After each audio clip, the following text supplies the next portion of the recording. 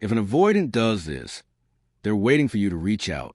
When an avoidant needs you to make the first move, there are no direct asks, no vulnerable admissions, no clear signal saying, I want to hear from you.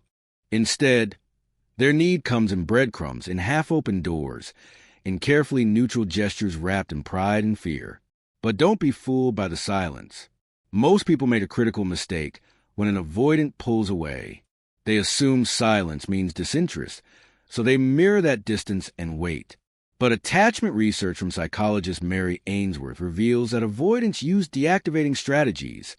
Their nervous system literally shuts down emotional expression as protection, even when they desperately want connection.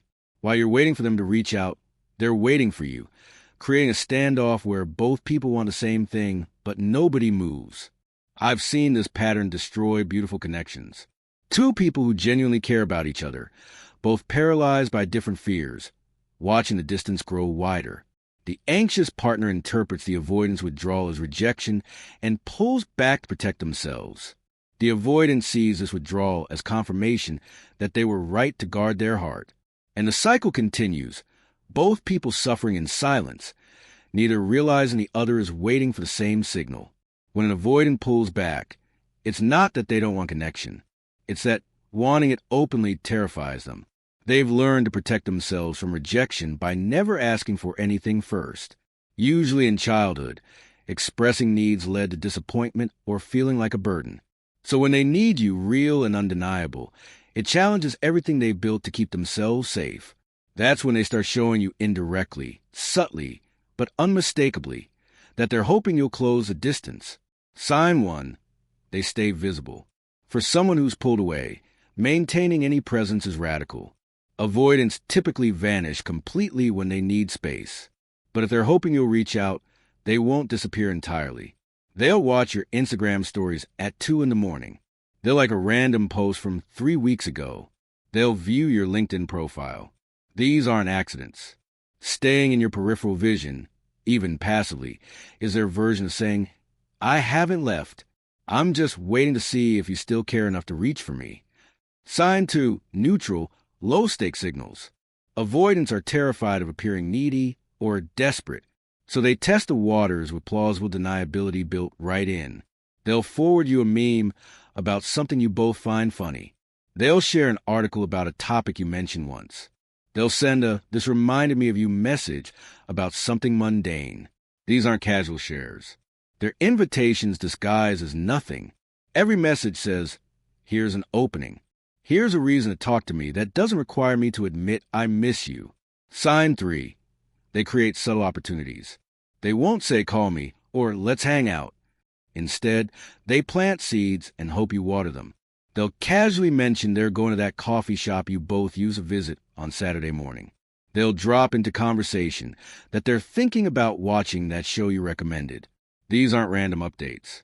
They're conversational hooks dangling in the air, waiting for you to grab them. If you take that seed and turn it into an actual plan, you'll see them relax, their energy shifting from guarded to genuinely happy. Sign 4. Inconsistent but never ghosting. If an avoidant is waiting for you, they'll respond to messages, but maybe not immediately. They might take hours to reply. When they used to respond quickly, they might keep responses brief. But here's what matters. They still respond. They're maintaining the thread. This hot and cold pattern is a rejection. It's their way of creating space while staying connected enough that you might step forward. If they truly didn't want contact, you wouldn't hear from them at all. Sign 5. Quieter, not colder. This distinction is everything. They're not angry, harsh, or dismissive.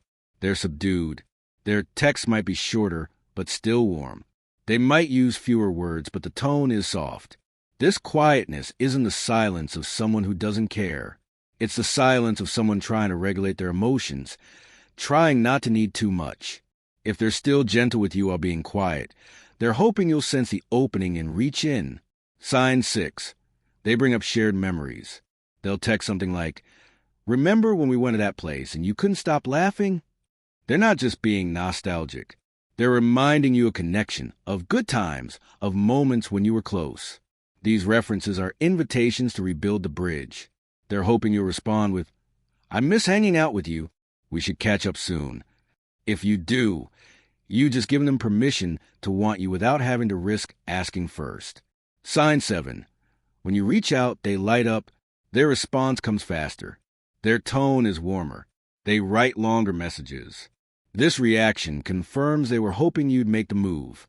They were sitting there managing their pride and fear, wondering if you still cared enough to close the gap. Your initiative gave them permission to reconnect without risking rejection themselves. For an avoidant, reaching out first feels like exposing their throat to someone who could hurt them. But when you reach out first, you've taken that risk for them. Sign 8. They stay useful from a distance. If you mention a problem at work, they offer detailed advice. If you're struggling with something, they send you resources. This is their way of staying relevant in your life when they can't say, I want to be close to you. Being helpful lets them care for you without being vulnerable. If they're doing this after pulling away, they're hoping it reminds you they're still there, still invested, still worth reaching out to. Sign 9.